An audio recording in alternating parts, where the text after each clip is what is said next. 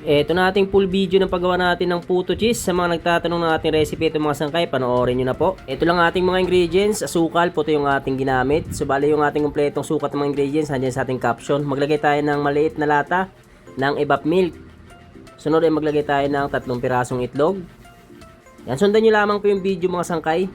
Para kung sakaling gagawin nyo itong ating recipe ay magawa nyo rin ng maayos. Vanilla, asin, mix natin ng bahagya. Pala, pakilike at share itong ating video. At pakifollow na rin po kung sakali kayo pa hindi pa nakapag-follow bilang suporta na lamang po sa aking channel.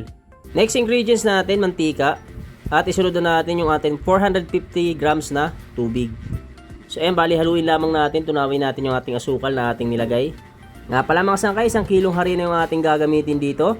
So bali medyo marami itong mga sangkay kung sakaling pang merienda ang inyong gustong gawin. At ito na nga, naglagay tayo ng 1 kilong harina. 3rd class flour yung aking ginamit dyan mga sangkay. Pero kung sakaling wala kayong 3rd class flour, ay pwede naman po all-purpose flour. At isinabay ko na rin dyan yung ating baking powder. So bali mix lang natin yan.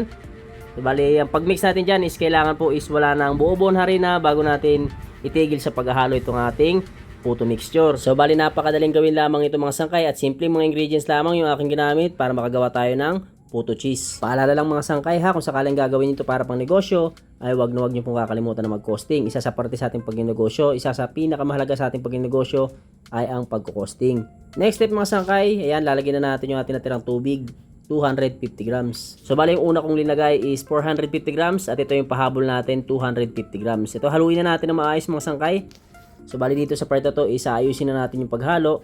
At dapat wala nang buo-buo na harina bago natin itigil sa paghahalo at bago natin ilagay sa ating mga lanera. At para naman sa ating mga putong gustong gawin, kung sakaling gusto nyo ng kulay, pwede naman po kayo maglagay ng mga food color mga sangkay. Nasa inyo na lamang po kung anong kulay ang gusto nyo gawin puto. Ito na nga, ganyan po kalapot itong ating mixture ng ating puto. So bali sisimulan na natin sa paglagay sa ating mga lanera. Ito nga palang ating mga lanera mga sangkay, istuyo po yan, walang pahid ng mantika yan. Baka may magtanong kasi na kung pinahiran ba ng mantika. So bali wala pong pahid ng mantika yan, diretso natin nilagay yung ating mixture ng puto cheese. Ito nga sinalin ko muna sa pitchel bago ko ilagay dito sa ating mga lanera. So bali kung meron kayong ibang pamamaraan sa pagsalin ng mixture para papunta sa inyong lanera ay pwede nyo pong gamitin yan. Ang mahalaga lamang po is hindi matapon yung ating mixture kapag atin ang isinalin sa ating mga lanera. At dito sa part na to mga sangkay, yung ating natirang mixture is nilagyan natin ng food color na green. So ayan, bali dalawang kulay yung ating ginagawang puto ngayon. So bali isang timpla lang siya mga sangkay. Nung naisalin ko na sa lanera yung kalahati ng ating mixture, itong natira is naglagay ako ng food color na green. So bali nasa sa inyo na lamang po. Bali itong aking ginagawa is optional lamang to kung sakaling gusto niyo maglagay ng kulay or lagyan ng kulay ang inyong puto cheese na gagawin. So bali pag nahalo na natin ng maayos ay yan, isinalin ko lang ulit sa pitchel para mas madaling mailagay sa ating mga lanera itong ating puto cheese mixture. Kagaya na nakikita nyo sa video. So ganyan na lamang po ako magsalin ng ating mga mixture papunta sa ating lanera nitong ating puto cheese mixture. Tamang tama to mga sangkay, malapit na ang Pasko. Kung sakaling may plano kayong magnegosyo ng puto cheese, ito mga sangkay, try nyo itong ating recipe. Napakadaling gawin, madaling sundan. Simpleng mga ingredients lamang yung ating mga ginamit dito at sigurado akong magagawa nyo rin ito ng maayos kung sakaling susubukan mo itong ating recipe. Ito na nga at magpapainitan muna tayo ng tubig. Ayan, yung ating steamer para may salang nitong ating mga puto cheese. So bali kailangan mga sangkay kumukulo ng tubig nyo sa inyong steamer bago nyo isalang ang inyong mga puto cheese ha. Ito nga at naglagay na tayo ng ating toppings. Keso, nasa inyo na lamang po kung gaano kalaking keso ang gusto nyo ilagay dito sa ibabaw ng ating puto.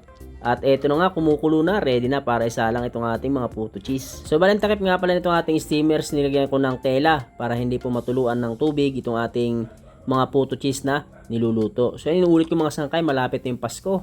Perfect na perfect to mga sangkay. Kung sakaling gusto nyo kayo na lang ang gagawa ng inyong panghanda sa Pasko or New Year, ito mga sangkay, try mo itong ating recipe. Magagawa mo itong mga ayos mga sangkay. Ito na yung ating unang salang, 8 minutes kong niluto. Yan, tinusukan lamang natin ng stick. Kapag wala nang dumikit, luto na po yan mga sangkay. So bali kung sakaling may dumidikit pa sa inyong stick, ay extend lamang po kayo 1 to 2 minutes. Sigurado akong okay na po itong ating puto cheese. At ayan, ito na yung ating pangalawang salang. Mas maganda mga sangkay kung sakaling marami kayong gagawin is medyo malaking steamer para makatipid na rin sa gas. Kasi kapag maliit na steamer yung ating gamit at marami yung ating gagawin is nakakailang salang po tayo bago maubos or matapos yung ating mga lulutuing puto cheese. Ito na nga yung ating mga puto cheese at naluto na rin lahat. Ayan mga sangkay. Yan yung ating puto cheese. Sana nagustuhan yung video na to at sana ay magawa nyo rin ng maayos kung sakaling gagawin nyo itong ating recipe. Huwag kalimutan mag-like at share ang ating video mga sangkay ha, at pakisuportahan na rin po ng aking channel. Pakipollow na rin po ng aking page. Thank you for watching.